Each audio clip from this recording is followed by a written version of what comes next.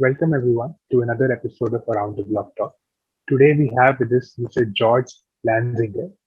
He is a professional in sales and has spent several years working in the sales department for various industries. Currently, he's an subject matter expert in blockchain and NFTs and working in that particular industry. And very happy to have you here today with us, George. We are excited to hear what you have to share with us. Thank you very much, Pratik. I'm happy that I'm here and to help you and the people out there. Thank you. That's great. So George, we can proceed with a little bit of an introduction about yourself, your background. How did you get into Web3? And then we can move ahead to the topic for discussion. Mm-hmm. Okay. So how did I get into Web3? I heard many years ago about Bitcoin and I was thinking, oh no, that's not good. I don't want to work with it. And then later on, a friend told me, yeah, he now bought Bitcoin, and George, why aren't you doing that? And it sounded interesting. And then I started to read about cryptos, about blockchain and the technology behind it. And I was very fascinated of the technology, that it is immutable and that this is traceable and everybody can read everything on the blockchain.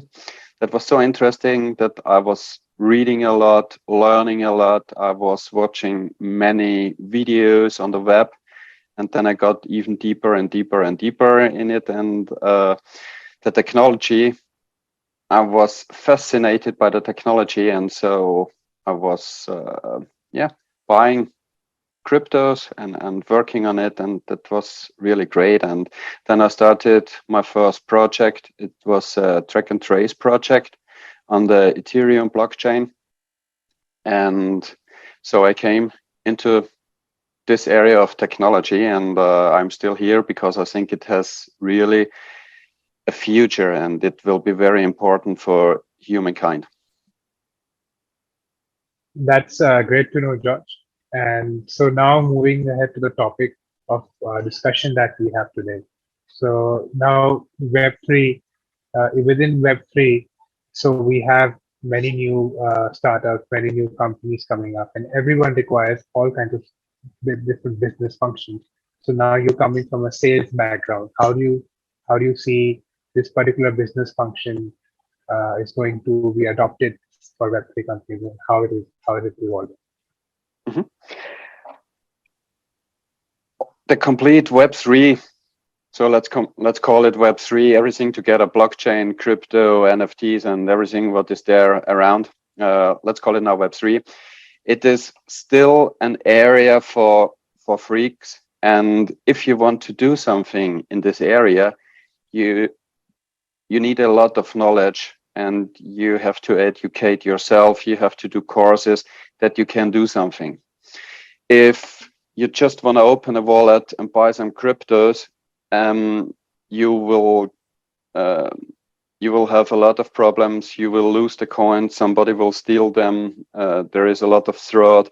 There are a lot of scammers in this area, and it is still very dangerous and not for everybody. You need a lot of knowledge, and we need for this a solution that it is usable for everybody on the street, and then it will be the future for us, because there are so many unbanked people in the world, and for them, if they have a wallet and they can pay with cryptos, that would be really a good help. But Web3 is not only cryptos. There is so much behind, and the technology is very, very young. We don't know a lot. We don't know much about it, and we have to find out what is good. And there are so many startups here in the world who are working on Web3, on the technology. They have very good solutions which will help everybody, but we have to find it. And now there is coming sales into the game. A sales guy can help here to spread the word, to bring it to the people, to connect the companies that they're working together, because there are so many startups and small companies who have a very good solution which can help, and these are all small fractions. You have to put them together, that you have a one-stop shop for this, and then it will help the people. And the usability must become much, much better, that it is usable for everybody, that you don't need so much knowledge that you really can use it. And now there are coming new areas into the game, like the metaverse. The metaverse is so fantastic. It will help humankind in the future. For example, for education, for students of medicine. For example, for the coronavirus, in the metaverse, they can see the body of a person. They can dive into the body. They can go into the blood, into the lungs, even smaller and smaller and smaller, down to the virus. They can go into the virus and see it and turn it around to see it in every angle. And this makes the understanding for them much, much easier. So this is one example. And also for the NFTs. NFTs are mainly known as the CryptoPunks or Bored Ape Yacht Club. These are nice pictures, and everybody is talking about it. They are expensive. Now the price dropped. But NFTs will become the future for us, for example, for entrance cards. Because if you buy an entrance card for a concert and you cannot go to the concert, you want to sell it. And the person who has the card could sell it to more than one person. And only the person who is coming first to the entrance can get in and the others, they fail. And with an NFT, this is not possible. You also can sell it only to one person, and the organization who is distributing the entrance cards, they also can they can see who owns now the entrance ticket, and also they can get a little fee on the secondary market. So everything is traceable, and this is for security reasons very, very good. And this is only one example for NFTs. So we have here fantastic technologies which can help us, but we have to bring them all together, to combine them, and then to spread the word. And there is coming sales into the game. So when you have the knowledge and the education from the old world in sales, where you go directly to companies, speak with them, you speak with the people in person, then you can make a connection. And then when the companies are working together and bring out the good solution, this will help the world and will make our life much, much easier. And I think this will be the future, but somebody has to spread the word. Indeed, George. So we would love to, understand how important it is for business professionals to actually understand these concepts and technologies, and so to be able to better communicate their value proposition. And what kind of initiatives you have taken in this industry, and what are the things that you're working Mm-hmm. For example, for one project in the area of art, we're working now on a project on art. My colleague, he has the knowledge of art. He knows the people who make the paintings. He knows the galleries. He knows the people who are buying pictures. And I'm coming from technical side, so I can help here with the knowledge for NFTs. And we combine our knowledge now, the knowledge of art and the knowledge of Web3. We put it now together, and then we can make a good solution. And the project is still very, very new. It's not on the street available. And this will help to secure the paintings. And so my role here is to bring the technology and the solution to the area of art. And this in combination, this will help the people who buy expensive paintings, the painter itself, and also the galleries, to make it secure and to trace who is now the owner of the painting. And at the moment, you can write on a paper, yes, I own the painting. You have to believe it or not.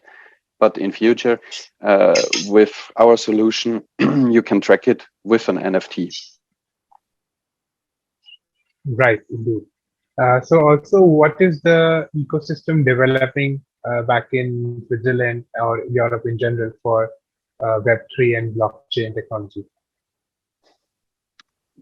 Once again, please, Pratik. So what kind of ecosystem do we have in place in Europe? What kind of adoption is there for Web3 and blockchain? Yeah.